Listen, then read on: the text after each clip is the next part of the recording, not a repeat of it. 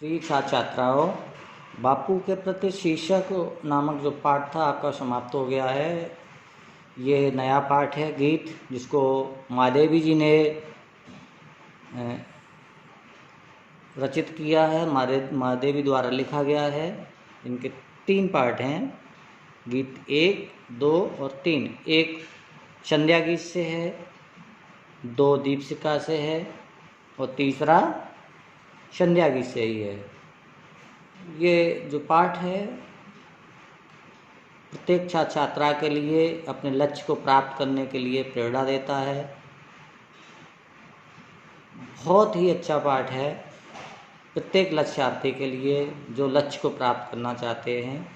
इस पाठ में भी महादेवी जी वर्मा ने अपने साधना पथ में तनिक भी आलस्य नहीं आने देना चाहती हैं। अपने साधना पथ में तनिक भी आलस्य को नहीं आने देना चाहती हैं और वे अपने प्राणों को संबोधित करते हुए कहती हैं, देखें आप, चिर सजग आँखें उन्नीदी, आज कैसा व्यस्त बाना, जाग तुझको दूर जाना। वो प्राणों को संबोधित करते हुए कहती हैं, चिर मीन्स जानते ही आप सदैव, कि हे प्राण सदैव सजग रहने वाली, सजग मीन्स जागरूक रहने वाली मेरी ये आँखें हैं। उन्नीदी मीन्स अलसाई हुई, आज ये अलसाई हुई क्यों हैं। हे प्राण सदैव जागरूक रहने वाली ये आँखें आज अलसाई हुई क्यों हैं।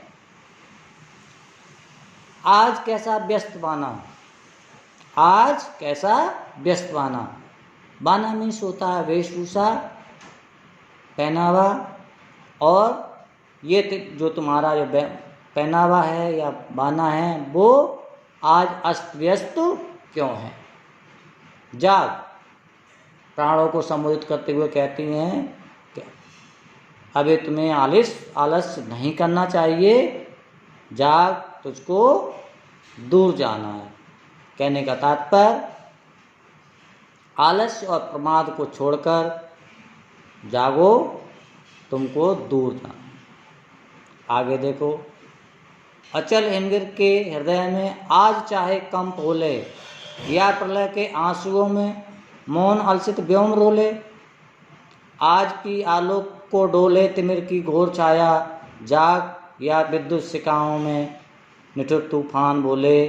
पर तुझे नाश पथ पर चिन्ह अपने छोड़ जाना, जाग तुझको दूर जाना। आपने कक्षा 11 में जब मैंने आपको पढ़ाया था भरत महिमा, उसमें एक जगह पे आया था कि लक्ष्मण प्रभु श्री राम से शंका व्यक्त करते हैं कि कहीं ऐसा न हो कि भरत हम लोगों को मारकर निष्कंटक राज्य प्राप्त करना चाहते हैं। तो उन्होंने कहा था, मैं आपको 2-3 पंक्तियां हैं मैं सुनाता हूँ। उन्होंने कहा था, चाहे तिमिर तरुण तरह मक गिलई, चाहे प्रचंड सूर को अंधकार निगल जाए, गगन मगन मक मेघय मिले, चाहे जो आकाश है बादलों में विलीन हो जाए, गोपजल बूढ़े गर्जोनी, चाहे अगस्त ऋषि हैं जो गाय का जो खुर था उसके बने हुए गड्ढे से पैदा हुए थे, लेकिन उन्होंने गुस्से में आकर क्षीर सागर को, पूरे सागर को सोख लिया था। चाहे वो ऐसा हो जाए, सहज समा छोड़े बर छोनी, चाहे अपने समा करने के गुण को छोनी में धरती छोड़ दे।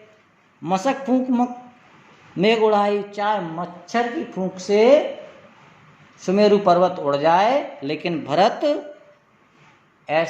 को अभिमान नहीं हो सकता, भरत ऐसा कार्य नहीं कर सकते।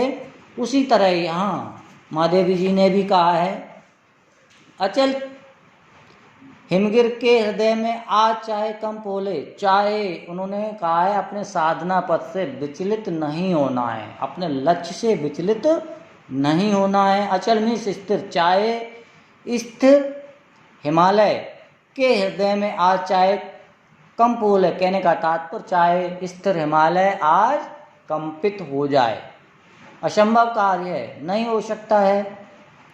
या प्रलय के आंसुओं में मौन अलसित व्योम रोले, चाहे मौन में शांतियो शांत हो, यहाँ आकाश के लिए कहा गया है शांत, और अलसित मीन्स यहाँ आप अलसित से तात्पर्य लगाएंगे सामान्य निर्मल आकाश, चाहे शांत और निर्मल आकाश प्रलयकारी वर्षा करने लगे, चाहे शांत और निर्मल आकाश से प्रलयकारी बारिश होने लगे। कहने का तात्पर्य जहाँ आपको ऐसा दिखे कि बादल ही नहीं है, बारिश का कोई मौसम जैसा नहीं लग रहा है, फिर भी एकदम घोर वर्षा होने लगे, चाहे ऐसा कार्य हो जाए जो न हो सके। आज भी आलोक को डोले तिमिर की घोर छाया, यही बात आ गई जो हमने अभी पहले बताई थी, चाहे आकाश बादलों में विलीन हो जाए। यहाँ पे भी यही कहा है, आज भी आलोक को चाहे प्रचंड सूर्य के प्रकाश को तिमिरमीस अंधकार की छाया घेर ले। महादेवी ने कहा है चाहे प्रचंड प्रकाश को, चाहे प्रचंड सूर्य की किरणों को अंधकार की छाया घेर ले, जाग। विद्युत देखो, विद्युत शिखाओं में निष्ठुर तूफान बोले, चाहे कड़कती बिजलियों में तूफान बोलने लगे, पर अपने प्राणों को संबोधित करते हुए कहती हैं चाहे ये सारे असंभव कार्य होने लगे हो जाएं, लेकिन अपने प्राणों से कहती हैं पर तुझे इस विनाश के पथ पर अपने चिन्ह को छोड़ते, पर चिन्हों को छोड़ते जाना है। जाग हे प्राण, तू सजग हो जा, और तुझे अभी बहुत दूर जाना है, साधना पथ को प्राप्त करना है। आप इस बात को फिर आज इतना ही पढ़ाएंगे, और मैं कहूँगा सिर्फ इन 2 लाइनों के हमें लिख के देंगे। फिर से मैं जल्दी से कहो तो कर दूँ, लेकिन ज़्यादा हो रहा है, इतना ही बहुत है। समझ में नहीं आए तो आप फ़ोन भी कर